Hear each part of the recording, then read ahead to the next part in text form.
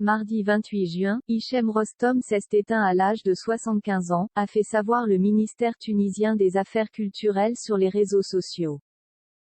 Acteur le plus éminent de la Tunisie, ce dernier s'est fait connaître grâce à son rôle dans L'aile ou la cuisse. Le cinéma tunisien est en deuil. Mardi 28 juin, le ministère des Affaires culturelles a fait une terrible annonce. Hichem Rostom, révélé par le film à succès L'aile ou la cuisse, aux côtés de Louis de Funès, s'est éteint à l'âge de 75 ans. Il est l'un des acteurs les plus éminents de la Tunisie. Il a participé à un nombre important d'œuvres théâtrales et cinématographiques, nationales comme internationales, ont-ils regretté dans un communiqué officiel relayé sur Facebook, sans toutefois révéler la cause de son décès. Star de son pays, Hichem Rostom a donné la réplique à Juliette Binoche dans Le Patient anglais en France. Si l'on ignore encore la cause de son décès, survenu la veille après les agents de la protection civile, le parquet du tribunal de première instance de Tunis a décidé de confier l'affaire à la sous-direction des affaires pénales de la direction de la police judiciaire, selon Mosaïque FM.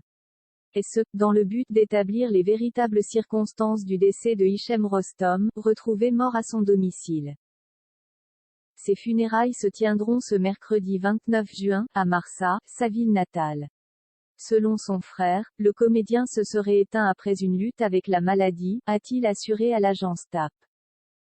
Hichem Rostom, les internautes lui rendent hommage, véritable star dans son pays, l'acteur a été pleuré par de nombreux fans sur les réseaux sociaux. Je me rappelle encore de cet après-midi d'hiver où il était venu faire une lecture de texte de Victor Hugo à la bibliothèque municipale devant nous autres collégiens.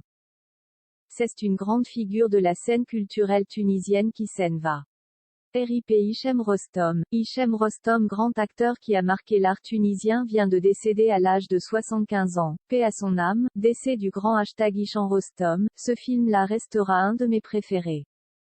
Il était pour moi le Mastroianni Croisillon tunisien, peut-on encore lire sur Twitter.